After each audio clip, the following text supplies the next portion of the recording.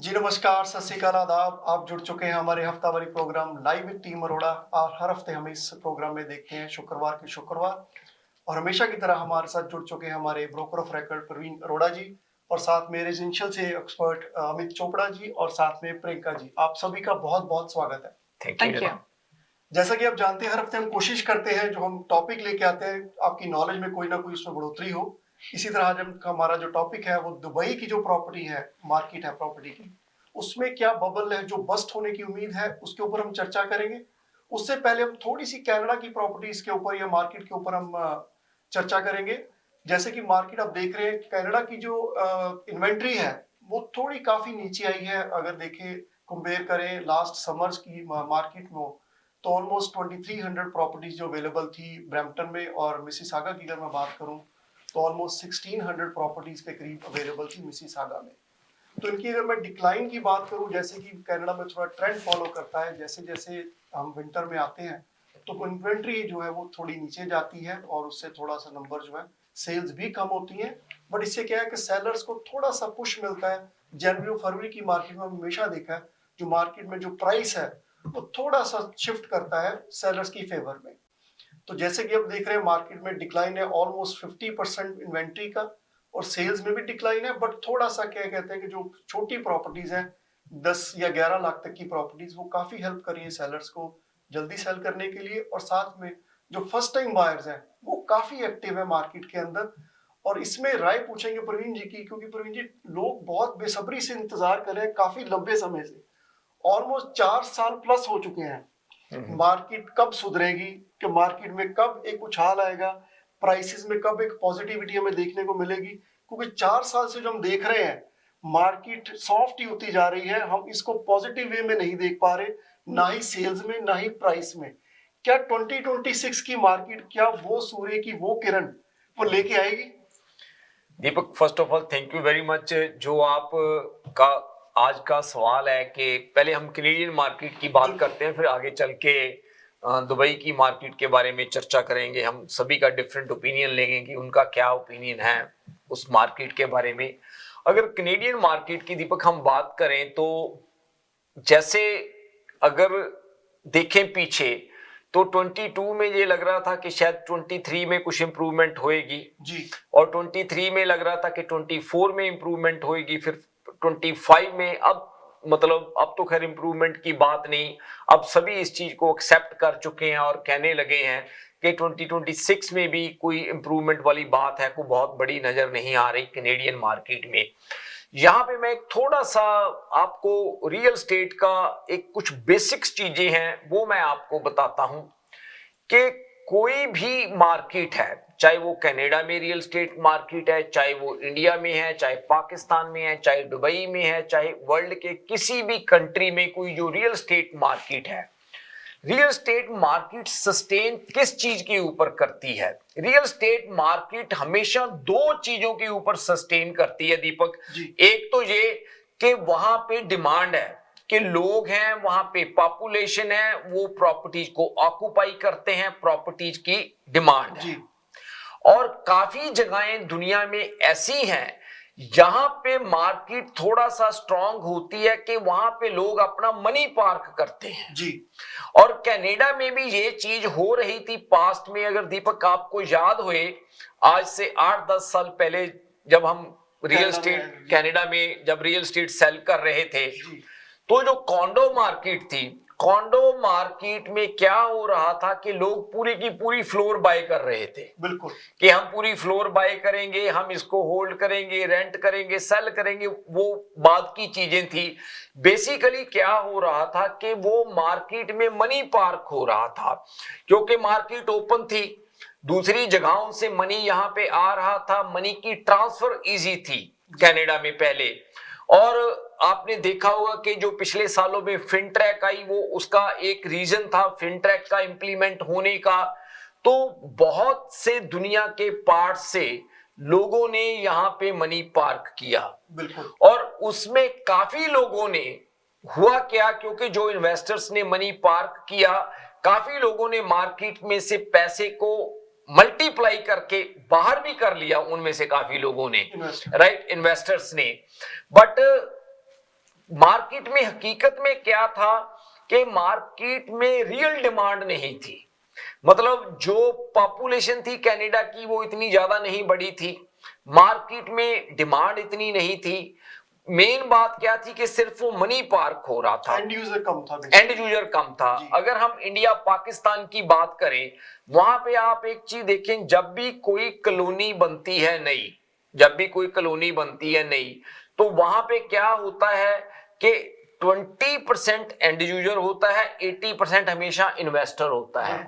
वहां पे भी लोग अपना मनी पार्क करते हैं, क्योंकि ये एक थोड़ा सा आसान तरीका है मनी को पार्क करने का, मनी को हैंडल करने का, क्योंकि बाकी ग्रोथ भी होती है। अगर आप बैंक्स में पैसा रखते हैं, बड़े तरह के चैलेंजेस हैं लोगों को, राइट, और यहाँ पे मनी को पार्क करना लोगों के लिए काफी आसान होता है। तो ये जो चीज है, ये दो चीजें मार्केट को चलाती हैं हमेशा, चाहे वो किसी भी मार्केट की हम बात करें।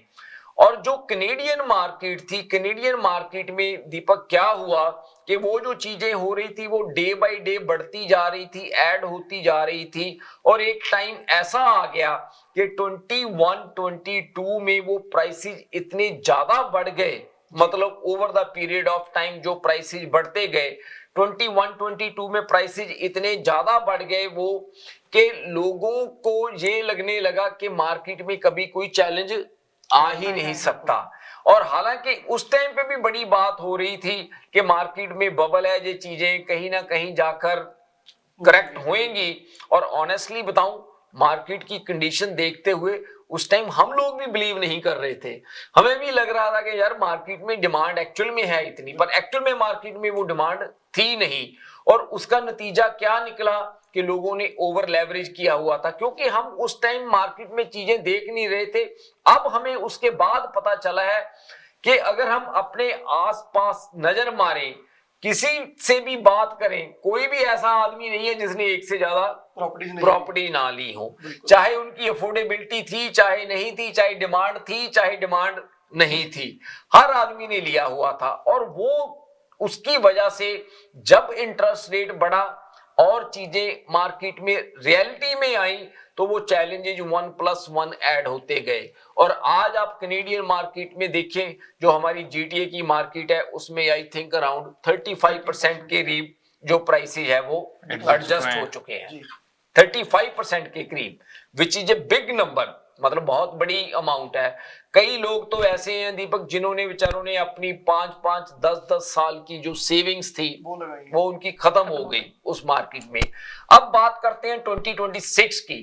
तो 2026 की जो हम बात करें, जैसे आप बात कर रहे हो कि पिछले 4-5 साल से मार्केट में कोई सांस नहीं आ रही, मुझे नहीं लग रहा कि आने वाले 1-2 साल और मार्केट में कोई बहुत बड़ी जो चेंज है वो आएगी। नो डाउट जो नंबर ऑफ ट्रांजैक्शंस है उनमें कोई अब ज्यादा मुझे गिरावट नहीं नजर आ रही। नंबर ऑफ ट्रांजैक्शन इस साल आपने देखा ही है कि जीटीए में अराउंड 62-63,000 के करीब प्रॉपर्टीज बिकी हैं। और जो प्राइस है वो मुझे लग रहा है कि दीपक शायद आने वाले साल में इसमें 2026 में 2-3% की कुछ और भी एडजस्टमेंट हो सकती है। बट ऐसी एडजस्टमेंट जो होती है दीपक वो लोगों को नजर नहीं आती ज्यादा, क्योंकि वो एक दिन में नहीं होती, वो over the period of 1 year होती है। तो वो थोड़ी थोड़ी एडजस्टमेंट होती है। Sometimes people are not even able to notice that. Praveen ji, जो मतलब मैं सुन रहा हूँ लोगों को, आई थिंक काफी सारी जो अनसर्टेनिटी मार्केट में बनी हुई है। कुछ लोगों को भी, मैं कई आईटी वालों से बात कर रहा हूँ, मोस्टली आईटी वालों की जॉब जा रही है, उनको जॉब नहीं मिल रही। अनएम्प्लॉयमेंट रेट बढ़ रहा है। मेरे एक क्लाइंट थे, वो जॉब आईटी में करते हैं, वो उन्होंने मुझे बोला, कहते जब मैं पहले रिज्यूमे पोस्ट करता था मुझे विद इन सेकंड डे मुझे कॉल आ जाता था। कहते ऑलमोस्ट मुझे 2 महीने हो गए रिज्यूमे पोस्ट किए को, एक भी कॉल की इंक्वायरी नहीं है। एम्प्लॉयमेंट का चैलेंज है। एक तो एम्प्लॉयमेंट का बहुत बड़ा चैलेंज, इससे अनसर्टेनिटी बनी हुई है। कुछ हमारे नेबर कंट्री में ट्रम्प साहब ने बहुत सारी अनसर्टेनिटी बनाई हुई है। टैरिफ एक मेन प्रॉब्लम है, जो भी सोल्यूशन उसका हुआ नहीं है, वो अभी कुछ सेटल होता नजर भी नहीं आ रहा। और सेकंड, अभी ये चीज खत्म भी नहीं होती तो वेनेजुएला वाला इशू आ गया कि लोगों को लग पड़ा कि शायद थर्ड वर्ल्ड वॉर ही ना लग जाए। कोई सभी कंट्रीज एक दूसरे को क्लैश कर रहे हैं कि वो तू नहीं कर सकता या तू नहीं कर सकता, लेकिन चीजें मतलब डे बाय डे डिस्टर्ब हो रही हैं। कॉम्प्लिकेशंस मार्केट में, क्लैरिटी जो है ना वो दिखाई नहीं दे रही। जब तक मुझे लगता है वो क्लैरिटी नहीं दिखेगी तो मार्केट में आपको पॉजिटिविटी नहीं देखने को मिलेगी। आपका इसमें क्या कहना है? ये आप बात बिल्कुल सही है, और इसका दीपक काफी हद तक बेनिफिट आज की डेट में दुबई को हो रहा है। बिल्कुल, क्योंकि जितनी दुनिया में अनसर्टनिटी है, चीजें अनसर्टन है। अगर आप बात करें दुबई में आज की डेट में बायर सबसे ज्यादा कहां से है?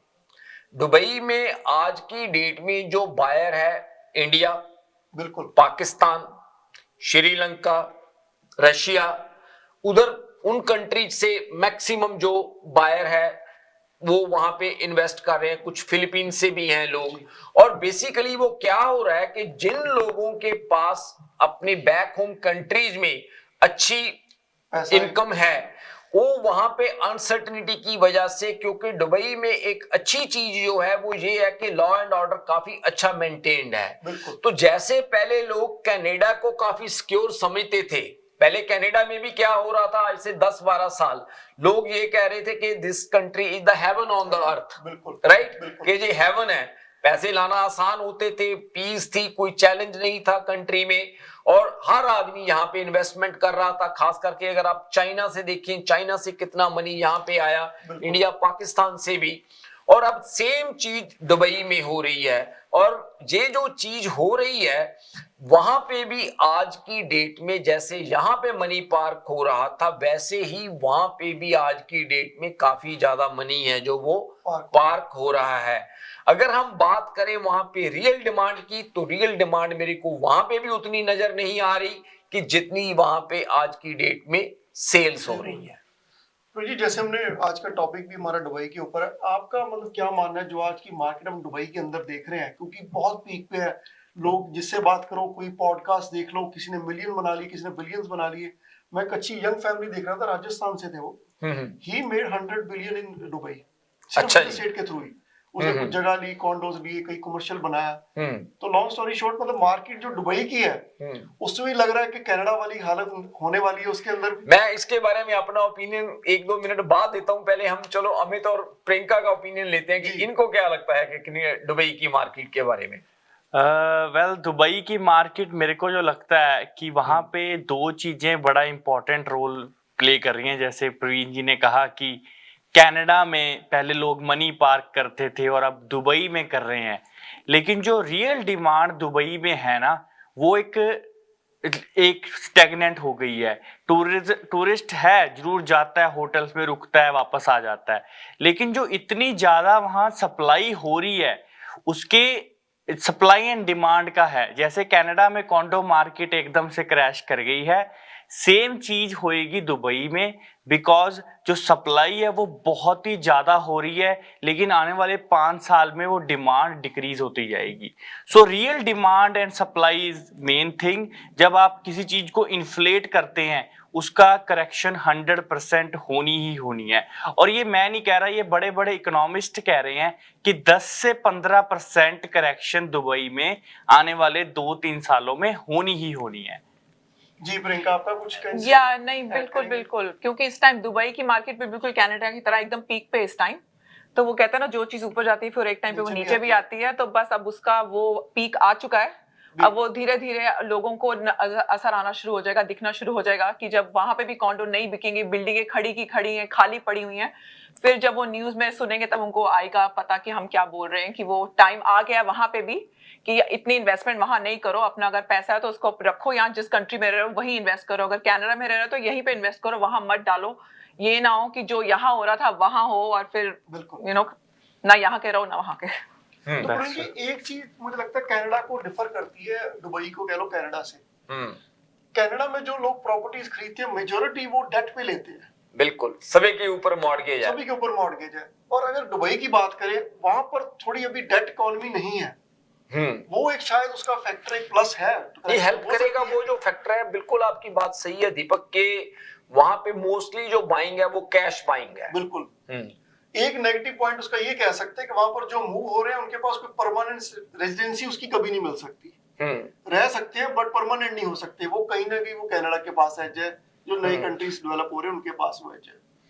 जो मेरे को लगता है दीपक, जैसे आपने बात कही है, कई चीजें अच्छी हैं और इसी वजह से वहां पे लोगों को इंटरेस्ट बन रहा है इन्वेस्ट करने का, देखो एक तो लॉ एंड ऑर्डर मेंटेन्ड है, बिल्कुल। That is the one good thing, and secondly Dubai में जो बायर है, majority of the buyer cash buyer है बिल्कुल दुबई में, मेजॉरिटी ऑफ देम। बिल्कुल। देयर इज सम पेमेंट्स वाले प्लान और जो लोन के ऊपर भी लोग प्रॉपर्टीज बाय करते हैं वहां पे भी, पर ज्यादातर बायर है वो कैश बायर है, चाहे दीपक कैश बायर हो चाहे मॉर्गेज वाला बायर हो। बिल्कुल करेक्शन की परसेंटेज वेरी कर सकती है कैश बायर वर्सेस मॉर्गेज वाले बायर के लिए, बट एक चीज पक्की है, जब तक कहीं पे रियल डिमांड नहीं है उस मार्केट का लंबे टाइम तक ऊपर जाना इम्पॉसिबल है, बिल्कुल जब तक वहां पे रियल डिमांड नहीं है। बिल्कुल चैलेंज मेरे को वहां पे क्या लग रहा है कि वहां पे भी मेजॉरिटी ऑफ जो बायर हैं वो सिर्फ मनी पार्क कर रहे हैं। अब आप एक एग्जांपल लो, मान लीजिए किसी भी कंट्री से कोई बिजनेस फैमिली है, वो वहां पे कोई इन्वेस्टमेंट बाय करते हैं, वो जो उनका बिजनेस है जहां से उनको कैश फ्लो आ रहा है वो एक डिफरेंट जगह से आ रहा है, वो जो उनका ऑपरेशन है, जो बिजनेस है जहां से उसको मनी आ रहा है, वो वहां पे दुबई में मूव नहीं हो रहा। बिल्कुल मई में वो सिर्फ एक रहने के लिए अपने लिए एक जगह ले रहे हैं और वहां पे उनका जाकर सेटल होना काफी ज्यादा मुश्किल है, क्योंकि उनका जो कैश फ्लो है वो कहीं और से आ रहा है, राइट। और उसकी वजह से क्या होगा, अगर वो खुद वहां पे नहीं रह सकते तो रियल डिमांड उनकी तरफ से नहीं है, और अब वहां पे जो लोग रह रहे हैं वो उनके पास क्या ऑप्शन है कि जा तो वो रेंट करेंगे, बिल्कुल that is the one thing. अगर वो बाय करना चाहेंगे तो मार्केट में ऑलरेडी सप्लाई काफी है, वो उसको एप्रिशिएटेड प्राइस के ऊपर क्यों बाय करेंगे, बिल्कुल क्योंकि मार्केट में सप्लाई है। जा तो हो ना कि मार्केट में सप्लाई ना हो, मार्केट में सप्लाई होने की वजह से वो एप्रिशिएशन पे बाय नहीं करेंगे। अब ये जो बंदा जिन्होंने इन्वेस्टमेंट की हुई है, प्रॉपर्टी को एप्रिशिएशन होता नहीं है तो वो एप्रिशिएशन को गेन, जो उनका गेन है उनको कोई फायदा नहीं होएगा। जो रेंट वाली बात है, majority of them they may not be able to even rent those properties, कि शायद वो रेंट करना भी ना चाहें। तो वो क्या होएगा, जब प्रॉपर्टीज की डिमांड नहीं है तो एक ऐसा टाइम जरूर आएगा कि उनको लगेगा कि जहां पे जो उन्होंने अपना मनी पार्क किया हुआ है इसको वहां से निकालना। मूव करना चाहिए। चाहे वो कम करके मूव करेंगे उसको, या ज्यादा करके मूव करेंगे, या कुछ भी करेंगे, वो जो चीज है वो सस्टेनेबल नहीं है। तो कहने का मतलब मेरे को ये लगता है कि जो रियल चैलेंज मेरे को लग रहा है वो ये है कि वहां पे रियल डिमांड ना होने की वजह से मार्केट का सस्टेन करना। ये बात लगे कि यहाँ पे 35% करेक्शन हुई है, वहां पे 15-20% हुए, that could be the different scenario, but जो करेक्शन है वो फॉर श्योर मेरे को वहां पे भी नजर आ रही है। बिल्कुल ठीक है। तो वक्त हो चुका है यहाँ पे ब्रेक का। ब्रेक के बाद हम फिर आएंगे और बात करेंगे कैनेडियन मार्केट के ऊपर, जो यहाँ पर सेलर्स साइडलाइन हुए या रुके हुए मार्केट में जाने के लिए, उसके ऊपर हम परवीन जी से पूछे कि उनकी क्या राय है कि उनको क्या करना चाहिए। हम यूं गए और यूं आए। अगर आपको दुबई या मिडिल ईस्ट नुमा जेवरात की तलाश है तो आपको दूर जाने की बिल्कुल जरूरत नहीं। आज ही हमारे मिसिसागा रिचवे स्टोर तशरीफ लाइए, अल करम ज्वेलर्स। हमारे पास सोने के बेहतरीन कंगन, कड़े, झुमके, हार और सोने के सेट्स भी दस्तयाब हैं। शादी हो या मेहंदी या कोई भी फंक्शन, आपकी पसंद के तमाम जेवरात आपको हमारे स्टोर में मौजूद मिलेंगे। आज ही हमारे स्टोर पर तशरीफ लाइए, अल करम jewellers, 3465 platinum drive, unit 99, Mississauga, या फिर कॉल करें 905-828-0009। अल करम ज्वेलर्स, फरमाइश आपकी, गारंटी हमारी।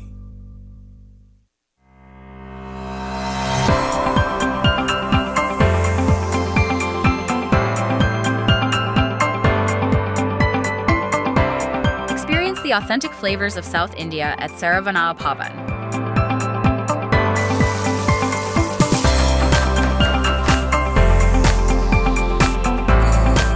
From our kitchen to your table, savor a taste of tradition.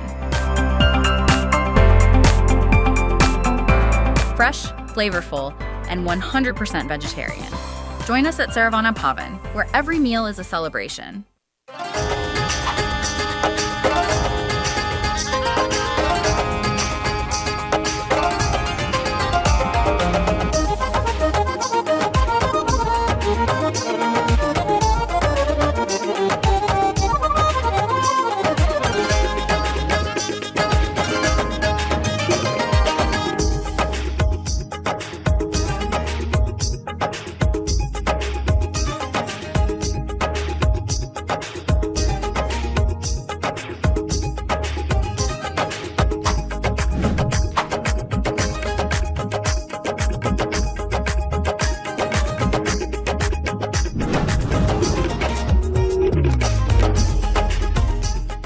Middle of a heat wave or a cold snap and your system taps out?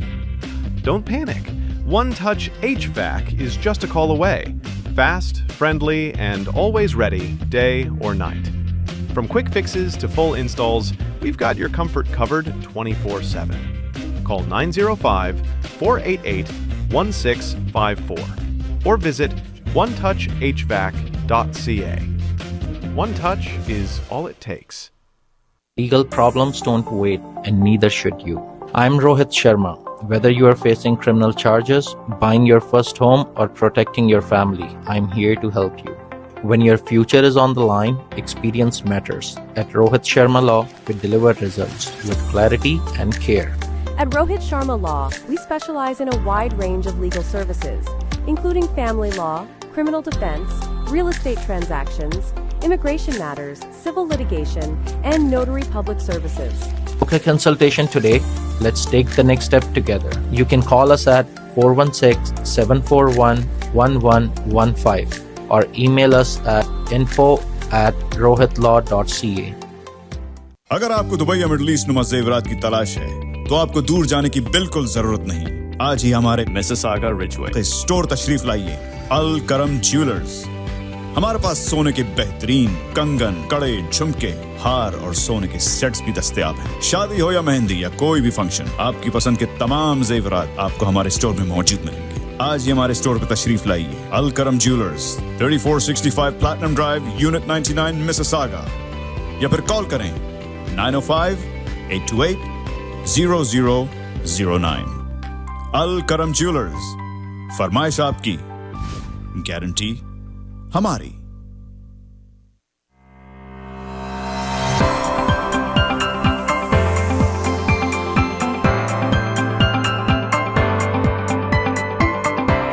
Experience the authentic flavors of South India at Saravanaa Bhavan.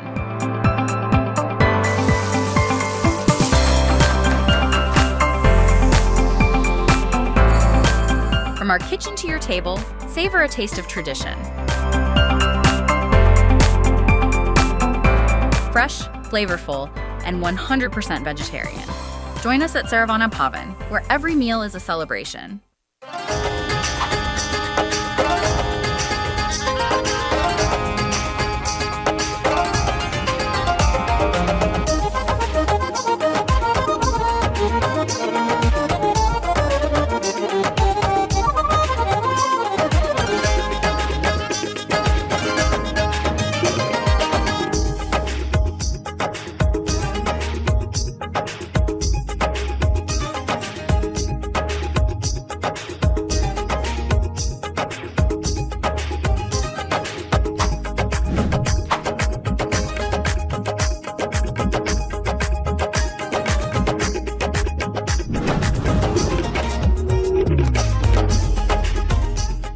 Middle of a heat wave or a cold snap and your system taps out? Don't panic. OneTouch HVAC is just a call away. Fast, friendly, and always ready, day or night. From quick fixes to full installs, we've got your comfort covered 24/7. Call 905-488-1654 or visit onetouchhvac.ca. OneTouch is all it takes. Legal problems don't wait, and neither should you. I'm Rohit Sharma. Whether you are facing criminal charges, buying your first home, or protecting your family, I'm here to help you. When your future is on the line, experience matters. At Rohit Sharma Law, we deliver results with clarity and care. At Rohit Sharma Law, we specialize in a wide range of legal services, including family law, criminal defense, real estate transactions, immigration matters, civil litigation, and notary public services. Book a consultation today. Let's take the next step together. You can call us at 416-741-1115 or email us at info@rohitlaw.ca. जी आप सभी का एक बार फिर से स्वागत है हमारे programme live with team Arora Awaaz entertainment पर। जाने से पहले हम चर्चा कर रहे थे और राय ली हमने प्रवीण जी की दुबई की मार्केट के ऊपर, कैनेडियन मार्केट के ऊपर भी, और चर्चा को जारी रखेंगे और पूछेंगे प्रवीण जी, जो सेलर्स है कनाडा में, क्योंकि जीटीए की मार्केट में जो सेलर बहुत सारे काफी देर से वेट कर रहे हैं, वेट करते जा रहे हैं कहीं ना कहीं उनके ऊपर ही उल्टा बैकफायर हो गया, क्योंकि जो वेट करते गए प्राइस और नीचे जाता गया। अब बहुत सारे लोग हैं सोच रहे हैं 2025 में हम सेल करेंगे तो शायद मार्केट बाउंस बैक करेगी। तो आपको क्या लग रहा है कि अभी भी सेलर को होल्ड करना चाहिए कि मार्केट शायद मिड में ठीक हो जाए या एंड में ठीक होगी? देखो दीपक, जो आज की मार्केट का करंट सिनेरियो लग रहा है, अगर तो आप अपनी प्रॉपर्टी को सोच रहे हो कि 2-4 महीने होल्ड करके उसके बाद आप इसको ज्यादा प्राइस पे बेच पाओगे, तो वो मेरे को पॉसिबिलिटी दीपक नजर नहीं आ रही जी। अगर आप अपनी प्रॉपर्टी को 2-4 साल होल्ड कर सकते हो तो डेफिनेटली मार्केट में चेंज आएगी जो मेरे को लग रहा है।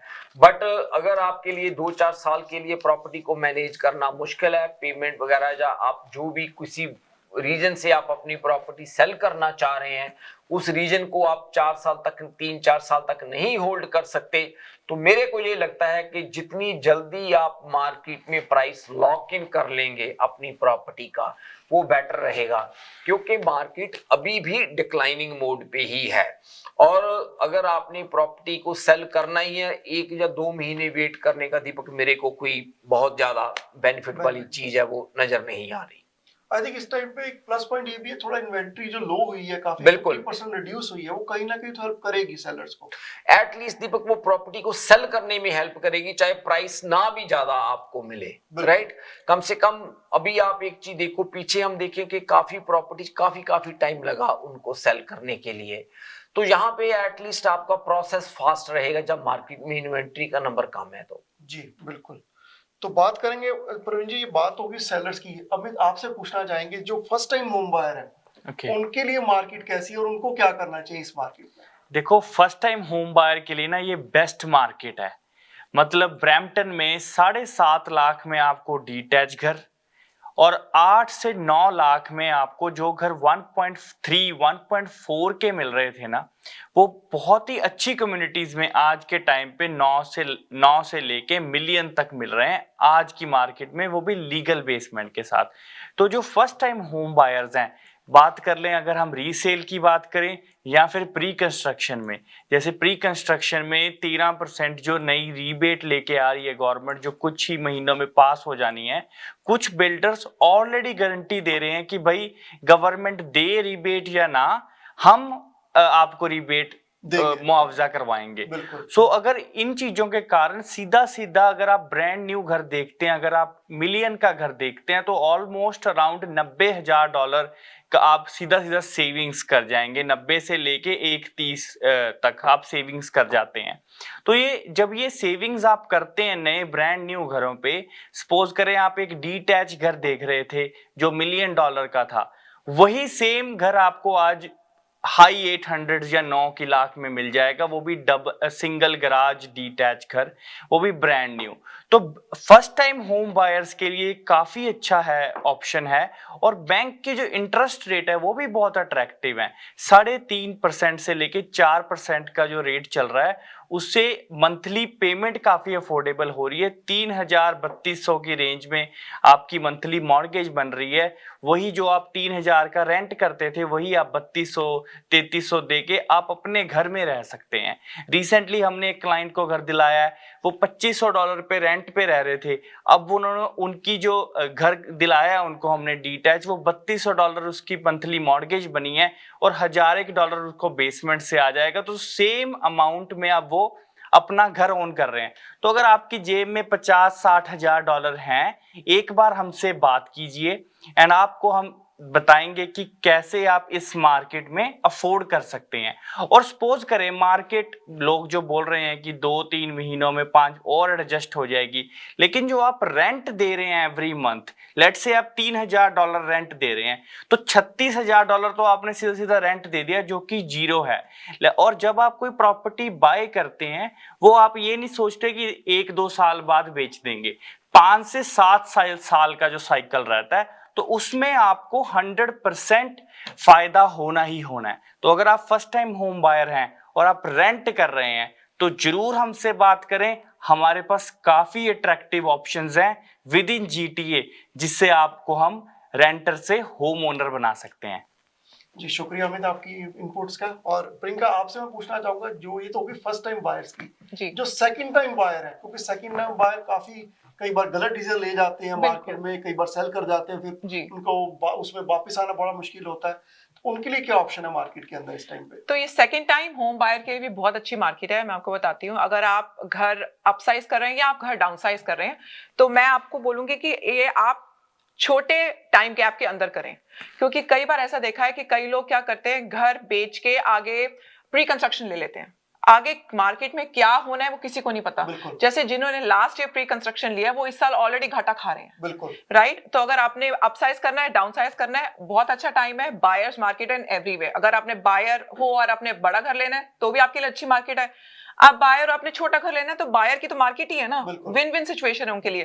तो आपने बेचना है तो आप साथ ही खरीदिए, अगर आपने छोटा घर लेना है तब भी आपके लिए बेस्ट मार्केट है। और प्री कंस्ट्रक्शन पे अगर आप घुसना चाह रहे हो तो वो मैं इस टाइम आपको नहीं बोलूंगी अगर आप सेकंड टाइम बायर हैं, इसलिए क्योंकि आगे क्या होगा मार्केट का वो कोई प्रिडिक्ट नहीं कर सकता, किसी के पास यहाँ पे क्रिस्टल बॉल नहीं है। तो अगर आपके पास ऑलरेडी एक घर है और आप चाह रहे हो उसको अपसाइज डाउनसाइज करना, तो एक रीसेल में ही ट्रांजैक्शन करिए। बिल्कुल। और 2-3 महीने के अंदर ही अगर दोनों ट्रांजैक्शन हो जाएंगी तो आपके लिए डेफिनेटली विन विन सिचुएशन है। तो वो टाइम गैप नहीं रहना, टाइम गैप मत रखो, बिल्कुल। हाँ जी, बेसिकली आपने स्विच करना सेम मार्केट में ही करना है, ताकि आपको क्लैरिटी हो जो आप बेच रहे हैं और जो आप ले रहे हैं उसमें आपकी पॉकेट में जो पैसे हैं उससे वो पूरी पड़ रही है नहीं पड़ रही है। बिल्कुल। बहुत सारे लोग हमने देखे हैं, कई बार सेलर्स हमारे पास आए हैं और अभी मैंने कुछ सेलर से डील कर रहा हूँ, उन्होंने लास्ट ईयर प्री कंस्ट्रक्शन में बुक किया था, अब उन्होंने सेल पे लगाया, तो देयर इज अ 100-150 के gap in that pre construction price right now. बिल्कुल। तो प्री कंस्ट्रक्शन के प्राइस थोड़े एडजस्ट ज्यादा हुए हैं, क्योंकि पहले थोड़े ज्यादा थे, अब थोड़े कम हो गए हैं। तो आई थिंक उसके लिए कहीं ना कहीं वो गैप आपका मेंटेन रहेगा अगर आप गैप 2-3 महीने का ही रखते हैं। तो प्रिंस जी बात होगी लिस्टिंग्स की, जो नई लिस्टिंग्स हम लेके आए हैं, फर्स्ट टाइम मोबाइल की बात हो रही है, तो कुछ अच्छी डील्स भी हम लेकर आए हैं, तो बात करना चाहेंगे आप अमित? या हम एक बहुत ही अच्छी लिस्टिंग लेके आए हैं। हमने आज ही उस प्रॉपर्टी को लगाया है, 3 स्वीट ब्रायर लेन। ये 9.5 लाख की लगाई है, बहुत ही अच्छा एरिया है। सबसे खास बात क्या है कि जो इसकी बेसमेंट है वो ऑलरेडी रेंटेड है, उससे आपको ऑलरेडी कैश फ्लो आ रहा है, और ऊपर इसमें आपको 3 बेडरूम मिल जाते हैं, और बहुत ही अच्छा घर का लेआउट है। घर का एड्रेस है 3 स्वीट ब्रायर, और इसमें हमारे टेक्नीशियन अहमद दिखा सकते हैं तो या एक सेकंड वो आई थिंक दिखा रहे हैं ये प्रॉपर्टी भी हमारे व्यूअर्स को एक बार दिखाएं। तो दीपक आप अगर शुरू से प्रॉपर्टी जी बता देंगे पहले तो माफ कीजिए। हाँ चलो जी। तो ये डबल गराज की प्रॉपर्टी है, डीटैच घर है, 3 बेडरूम है, बहुत ही अच्छे स्पेशियस बेडरूम है। मेरे को खुद पर्सनली ये मेरी फेवरेट प्रॉपर्टी है हमारी लिस्टिंग्स में से।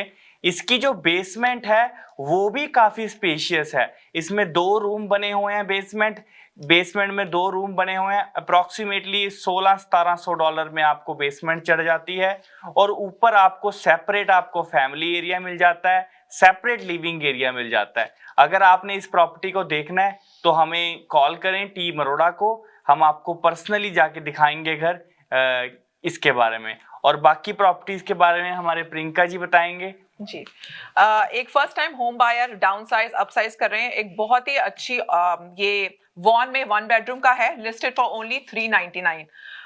500 स्क्वायर फीट प्लस इसकी स्क्वायर फुटेज है, बहुत open concept, 9 foot ceiling. Again don't miss this opportunity.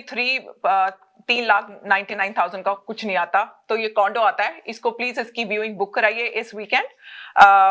और दूसरी है स्काई हार्बर ब्रैम्पटन में, ये ऑलमोस्ट 800 स्क्वायर फीट का घर, कॉन्डो, 2 बेडरूम और 2 वॉशरूम का, राइट ऑन स्टील्स और मिसिसागा रोड पे ये पड़ता है। अगेन ये भी बहुत स्पेशियस है, first time second time home buyer के लिए बहुत अच्छा है। इसकी मॉर्टगेज बहुत 3,000 के करीब ही पड़ेगी। तो जो रेंटल है, स्पेशली अगर आप टेनेंटेड प्रॉपर्टी में रहते हैं, तो ये डेफिनेटली बहुत अफोर्डेबल आपके लिए एक ऑप्शन है। चेकरबेरी, हाँ जी, एक 3 चेकरबेरी ब्रैम्पटन में है ये बवेड और हाईवे 10 पे पड़ता है। 3 बेडरूम 4 वॉशरूम का, ऑलमोस्ट 1500 स्क्वायर फीट का ये टाउन हाउस है। अगेन लिस्टेड, बहुत ही इसकी अट्रैक्टिव प्राइस है। प्लीज इसको भी देखने के लिए हमें कॉल करिए। इसका ओपन हाउस भी होगा इस वीकेंड पे, तो please get in touch with us. So आगे मैं बात करूंगा प्रॉपर्टी जो one of the best neighbourhood in Brampton, 22 Fordham road Brampton. बहुत सारे लोग हैं जो 22 फोर्डहैम रोड ब्रैम्पटन अगर टेक्नीशियन दिखाएं तो ये जो प्रॉपर्टी है ये one of the premium neighbourhood, जैसे कि मैंने बोला बहुत सारे लोगों की ख्वाहिश है कि हम स्टील और मिसिसागा रोड जो इंटरसेक्शन है उसके पास ही हम रहना चाहते हैं, क्योंकि 407 बिल्कुल पास में है, 401 पास में है, और बात करें मिल्टन, मिसिसागा, ब्रैम्पटन या जॉर्जटाउन बिल्कुल इसके बॉर्डर्स पे हैं। तो आपको चारों सिटीज जो हैं वो बिल्कुल एज पे मिलते हैं। और इस प्रॉपर्टी की खास बात ये है कि सेमी डिटैच है with separate entrance, almost 1850 square feet का ये घर है और 3 साल पुराना है सिर्फ घर ये। और इसकी जो बेसमेंट है वो अनफिनिश्ड है, आप चाहे अपने यूज के लिए बना सकते हैं या इसको लीगल भी कर सकते हैं। इस प्रॉपर्टी के ऊपर हम संडे को ओपन हाउस कर रहे हैं 224, और इस प्रॉपर्टी की जो प्राइस है वो आस्किंग प्राइस $1,29,000 है। इसके ऊपर भी आप व्यूइंग करना चाहें तो हमें कॉल भी कर सकते हैं। इसके आगे मैं बात करना चाहूंगा 234 वैली वे ड्राइव।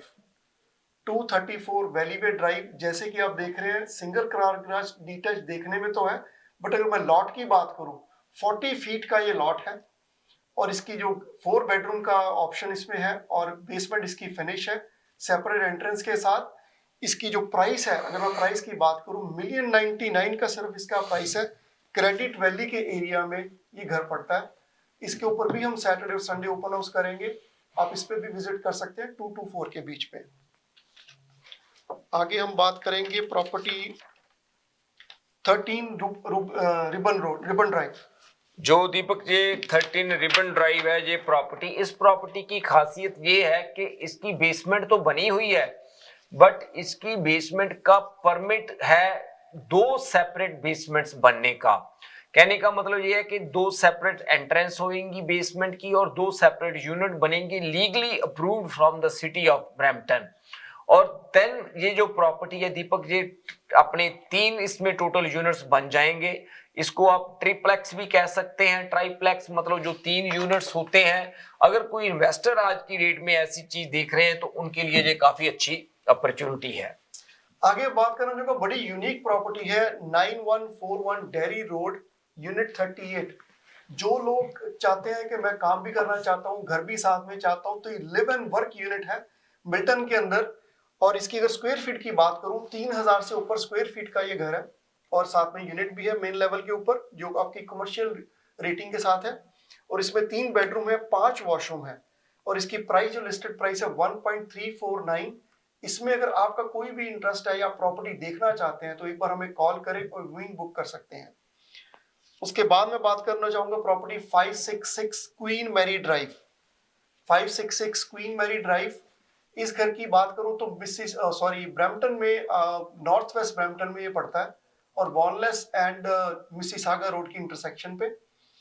और इस घर में 3700 स्क्वायर फीट की स्पेस है फिनिश्ड और बेसमेंट इसकी आपके पास 2 यूनिट अवेलेबल होते हैं। एक यूनिट इसका ऑलरेडी फिनिश है बाय द बिल्डर और एक बेसमेंट की यूनिट आप फिनिश कर सकते हैं, दोनों सेपरेट रेंट कर सकते हैं। और सबसे बड़ी खास बात है इस घर में कि दोनों की एंट्रेंस सेपरेट है, एक की बैक से और एक की साइड से।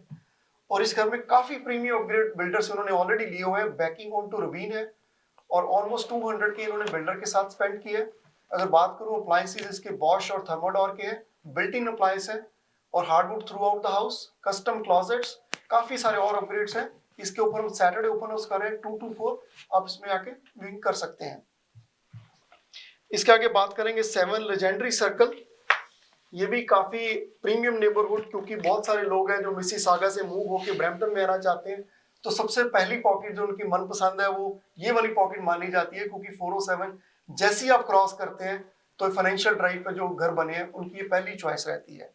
तो इस घर की अगर बात करें तो 2012 का ये बिल्ट है और डिटैच घर है, 41 फीट का लॉट है, बेसमेंट इसकी फिनिश है, 4 बेडरूम है और 5 वॉशरूम है इस घर में टोटल। और इसकी स्क्वायर फीट की बात करूं 3000 से अबव स्क्वायर फीट है इसके अंदर और ड्राइववे भी काफी अच्छा स्पेशियस है जो 4 कार पार्किंग को अकोमोडेट भी करता है। तो इसके ऊपर भी हम ओपन हाउस करेंगे संडे 224, आप इस पे भी आपके विजिट कर सकते हैं। आगे हम बात करेंगे 1 एलामीडा स्ट्रीट। जो 1 एलामेडा स्ट्रीट है दीपक, ये जो प्रॉपर्टी है ये भी फाइनेंशियल ड्राइव और स्टील के नेबरहुड में है और ये जो प्रॉपर्टी है बैकिंग टू जो कैनफ का गोल्फ कोर्स है लाइन हेड, वो गोल्फ कोर्स इसको बैक करता है और इसकी लीगल बेसमेंट अपार्टमेंट भी बनी हुई है। सेकंड टाइम और थर्ड टाइम बायर्स के लिए ये काफी अच्छी ऑप्शन है जो लोग इस एरिया में मूव करना चाहते हैं, बिकॉज बिल्कुल बॉर्डर है ब्रैम्पटन और मिसिसागा का। जी, आगे बात करना चाहूंगा 91 एल्डरसाइल क्रेसेंट वॉन में। जैसे कि आप देख रहे हैं काफी प्रीमियम लुक है घर की एल्डरसाइल क्रेसेंट। इसका जो लॉट साइज है वो 44 फीट का वॉन के अंदर और साथ में 102 फीट की इसकी डेप्थ है। और इस घर का अगर स्क्वायर फीट की बात करूं 3500 प्लस स्क्वायर फीट का ये घर है। 4 बेडरूम है ऊपर इसके और 3 बेडरूम की बेसमेंट बनी हुई है सेपरेट एंट्रेंस के साथ। टोटल 5 वॉशरूम है। इसके ऊपर भी अगर आपने कोई व्यूइंग बुक करनी है तो हमें ऑफिस के नंबर पे कॉल कर सकते हैं। हमारा नंबर है 4169108923। आगे प्रवीण जी 100 चेस्टवुड ट्रेल हैमिल्टन। ये जो प्रॉपर्टी है दीपक 100 चेस्टवुड ट्रेल, ये प्रॉपर्टी जैसे आप देख रहे हैं कस्टम बिल्ट हाउस है। ये फ्लैम्बरो एरिया है जो कि मिल्टन से मिसिसागा से आप ये कह सकते हैं 30 to 40 मिनट्स की ड्राइव पे है। और ये 8 एकड़ का लॉट है और उसके बीच ये अराउंड 4600 स्क्वायर फीट का अबव ग्रेड कस्टम बिल्ट घर है और बेसमेंट भी इसकी फिनिश्ड है। अगर आप स्टेट प्रॉपर्टी कोई देख रहे हैं, और सबसे इंटरेस्टिंग बात ये है दीपक, ये प्रॉपर्टी आज से हम 25-30% करेक्शन की बात करते हैं, इस प्रॉपर्टी पे आपको 50% प्राइस की एडजस्टमेंट है वो मिल रही है, क्योंकि ये प्रॉपर्टी पहले 4.5 मिलियन के करीब की प्रॉपर्टी थी जो आज आपको उसके हाफ प्राइस पे मिल रही है 2.5 की रेंज में। और जो लास्ट प्रॉपर्टी है दीपक ये हमारी, ये भी कस्टम बिल्ट प्रॉपर्टी है 26 पायोनियर ड्राइव। ये मिसिसागा के स्ट्रीट्सविल एरिया में है। अगर आप मिसिसागा में ही रहना चाहते हैं और कस्टम बिल्ट कोई प्रॉपर्टी चाहते हैं और वो भी स्ट्रीट्सविल एरिया में, ये प्रॉपर्टी दीपक उन्होंने अभी रिसेंटली, कोई ज्यादा टाइम नहीं हुआ है इसको, ये प्रॉपर्टी 3 मिलियन से ऊपर की उनकी बाइंग है, 3.2 के करीब की बाइंग है। और आज ये प्रॉपर्टी उससे भी आपको काफी कम प्राइस पे, अट्रैक्टिव प्राइस पे मिल रही है अगर आप मिसिसागा में ही रहना चाहते हैं स्ट्रीट्सविल एरिया में। जी, तो ये वक्त है हमारा, ऑलमोस्ट वक्त खत्म हो रहा है, तो प्रवीण जी की राय लेंगे एक बार जाते जाते। प्रवीण जी आप क्या कहना चाहेंगे दर्शकों के साथ? जो 2026 है दीपक, इसमें मार्केट में हमें कोई ज्यादा चेंज नजर नहीं आ रही, जैसे हमने आज चर्चा की है। अगर तो आप अपनी प्रॉपर्टी को सेल करना चाहते हैं और उसको नहीं हैंडल कर पा रहे, तो ज्यादा वेट करना मुझे नहीं लग रहा कि आपके लिए कोई फायदेमंद होएगा।